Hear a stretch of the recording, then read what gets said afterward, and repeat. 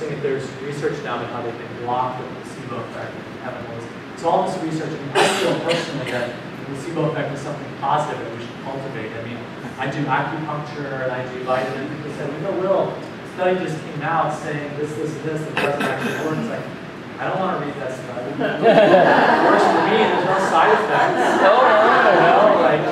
So as long as there's no side effects, maybe prayer can be very powerful. And put prayer under a microscope, it doesn't really what's there to study, really. But the reality is when people pray, the studies show that actually it can be very helpful for some people. So the power of belief. So let's talk about approaching, we talk about the educational process, talk about some of the messages that we need to counteract and get clear on. Let's talk about approaching the medication coming off process itself. First of all, I am a very strong believer in support. You should get as much support as possible. And I work with clients, I say, well, what does your husband say about this process? What does your family say? What do your friends say? What does your doctor say? Let's bring in some more people. Have you considered? You're interested in holistic health, that sounds good. Well, maybe you should bring that person in and get them as a consultant. Working with you, get a collaborative team going. You want to get as much support as possible. Now, the problem with that, of course, is that some people are not going to be supported, including your prescriber. So, and this is where I have disagreements with different people in the field. There is a study that was done. There's a charity in the United Kingdom, England. This is the leading mental health charity in England, in the UK. It's called Mind. And this is the leading organization on mental illness. And they've done studies. And they did a study on off psychiatric drugs because, you know, this guide that I wrote, it's not the first time that this guide has been written. There's a great guide that's in Canada. There's a great guide in England. And maybe it's because they have less influence by the pharmaceutical industry. They're able to be more open about the discussions. But the guide that came out by Mind and the research that they did, they asked consumers, they asked people who were taking medications about the process and who came off and how it went and what worked for you. And they asked them about support and about working with your prescriber. And they found that many people did not get support from their doctor. And that's really common. The doctor says, no, I'm scared. Standard of care, which, like I said, we're trying to get changed. Standard of care says I have to medicate you.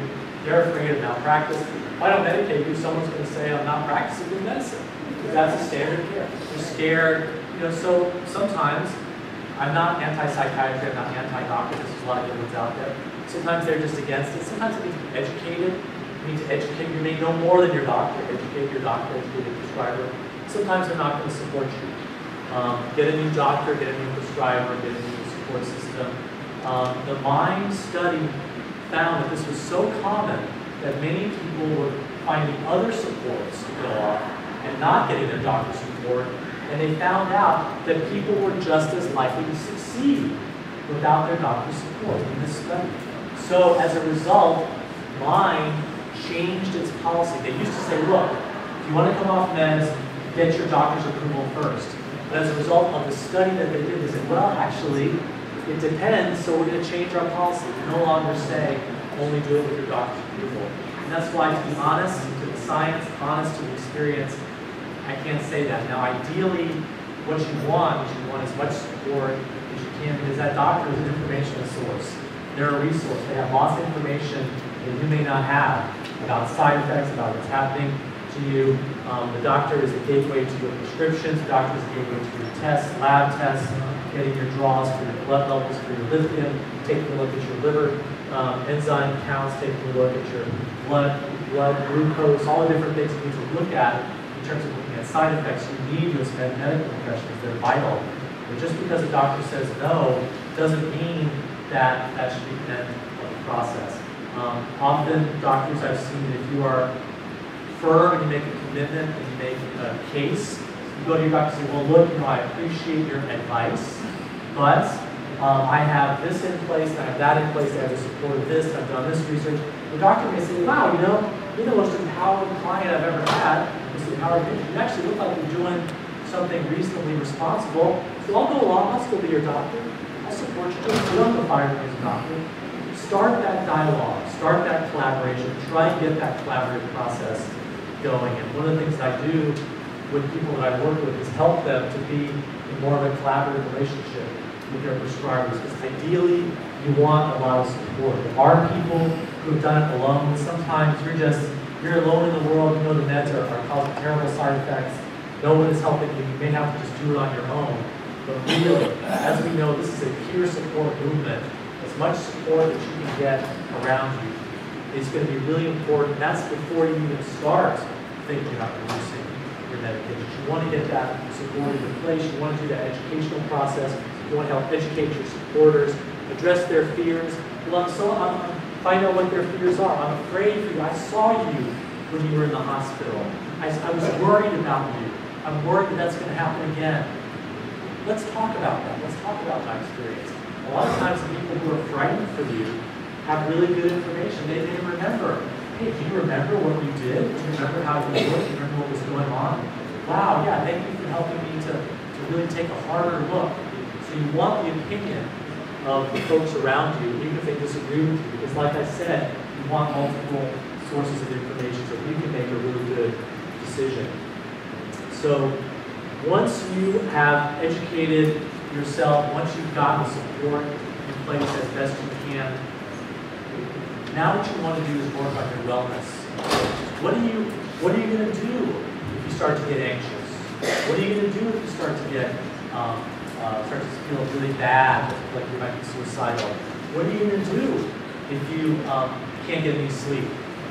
Let's talk about all these things because they're very common. The three most common medication withdrawal side effects that people experience are sleeplessness, anxiety, and flu-like symptoms. So, and then a return of what is called psychosis.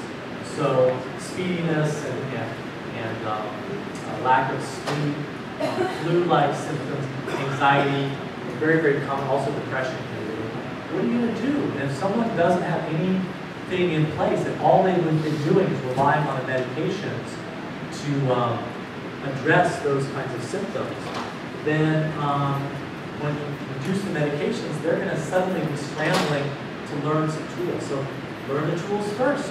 Learn the tools first. I mean, everyone can feel better. I mean, you can always get a better night's sleep. You can always feel better. Anxiety is something we all feel at low times, difficulty sleeping. Work on that before you start the reduction process. Get those into place. And then you also, like I said, you want to look at all the different risks and harm that are involved. A lot of times people are angry, they're frustrated. Of course you're angry and frustrated. And it's the tendency, we want to scapegoat. We want to say, oh, my medications are the whole source of the problem. Oh, my doctor is the whole source of the problem. Well, sometimes it may be true. Maybe your medications is really the big thing. But often it's easy to blame one thing. And helping people understand what's going to help you in your life first. What's the real risk here? What's the real harm here? What's the real thing you want to work on first? Maybe housing. Maybe your relationship. The client that I mentioned, I said, how is things with your husband? You know, she said, well, actually, my husband's really scared. He doesn't really support me talking about this. They need help with their relationship. So now I'm not even working on reducing medications. I'm helping the person to talk to her husband and get more support from her husband. So people have all kinds of needs that you don't discover until you talk about them and understand what they're going through. Again, consulting with the person, finding out about what's going on with them, trying to really understand best how to work with them and how to make the right decisions. So, knowing also that as you start a reduction process, you may want to go back on medications. You may start a reduction and say, wow, you know, it didn't work for me, and then go back on. Wow, I really don't want to take medications to go to sleep, but I haven't slept in a day in 2 days. I need to get to sleep. So, not having that anti-medication attitude, being flexible, looking at all the different kinds of harm that are in play. And then, generally speaking, like I said, one of the things that's recommended is to start with like this very small reduction of one medication, like 10%. Again, this is medical advice. I would talk with people, subscribers.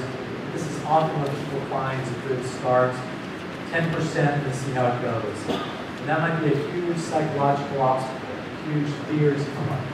Just on 10%, again, because of the placebo effect. And then deal with that. See if you can work with that in non-medication ways. see how it goes. And hey, if you can reduce 10%, you're doing well, that's great. Maybe that's all you need to do. Maybe that's it. You feel better? Wow, I feel better. It's only 10% reduction. That's great. So just stay with that. You know, whatever the person decides is going to be right for them. And if they feel like they're doing well with that reduction, then go to another reduction and keep going slowly down. Often people find that if you're on multiple medications, coming off of one is a lot easier than coming off of the last one. And that there are some medications that are especially difficult to come off of. People report the Paxil is very difficult to come off of. The benzodiazepines, Xanax, Ativan, and Klonopin, and these are very more addictive than heroin, folks. Yep. More addictive than heroin. And so there are people who come down to very, very tiny doses at the very end that they just can't go off with. So be gentle, be patient, be supportive, understand it's a very powerful drugs, and it's a very difficult process. It can be. Some people don't get into the assumption it's going to be a difficult process. Maybe it'll go easier for you. You know, it's an exploration. Be prepared, but also be open. Be open to what is actually happening. And then we get to, I mentioned this a little bit before, the part of the puzzle that I think is really exciting and interesting, which is, well, okay, no, I'm not taking medications, I'm hearing voices, I'm feeling suicidal, I'm with so much energy, I'm talking to UFOs, I think that the end of the world is here, and all this stuff going on, I'm paranoid. Now what do I do if I'm not turning to medication? Well, the good news is that there is a lot of stuff that we can do. There are so many different techniques. There are a lot of people in this room. We've got so many different approaches. We can have an incredible discussion about different ways of dealing with these issues. I did a whole workshop yesterday on trauma and spirituality. There's a whole literature on dealing with trauma. Through psychological methods of dealing with trauma, there's a whole spiritual approaches. Normalizing your experience, like, yes, I get paranoid sometimes. Yes, I hear voices that, hey, I'm just part, and that's just part of what it is to be human. I'm different than you, but humans are diverse. I love the phrase mental diversity. Let's not get everybody into a box. Let's recognize that people can be different. And maybe somewhere in that experience that we've called illness, that we try to get rid of, is it possible that there might be some gifts in there as well? Some gifts in there as well.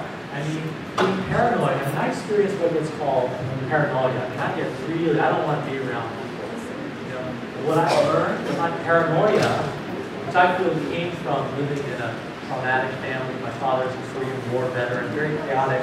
I didn't know what was going to happen. I had to always be on the watch out for what was going to happen. The slightest little signal was my dad would be angry. I think that's where my paranoia came from. But my paranoia also means I'm very observant, and I'm very sensitive, and I'm very open. Now, those are really wonderful qualities that I'm able to turn into a gift and a positive thing for what my life is about, which is about helping people and educating people. So be open to the idea that, hey, maybe it's called psychosis and illness is a part of us. It's a deep part of who we are. And it may be really difficult and scary, but there may be something in there that's helping guide us into thinking about who we are in a different way, and maybe embracing some of the positive sides of that. And that can take years, folks. I'm not here as someone who's off medications and been off medications for 17 years to tell you that it was easy. It took me many years. First of all, I had to unlearn a lot of the messages that I got in the hospital. And I had to try trial and error. That's one of the reasons that I do the work that I do now. Because I want to make it easier for the next people. I want to make it easier for everyone else to not have to go through the being totally in the dark. And you have some resources, you have some guides, you have some leads, you have some knowledge, some information that can help inform you in this process.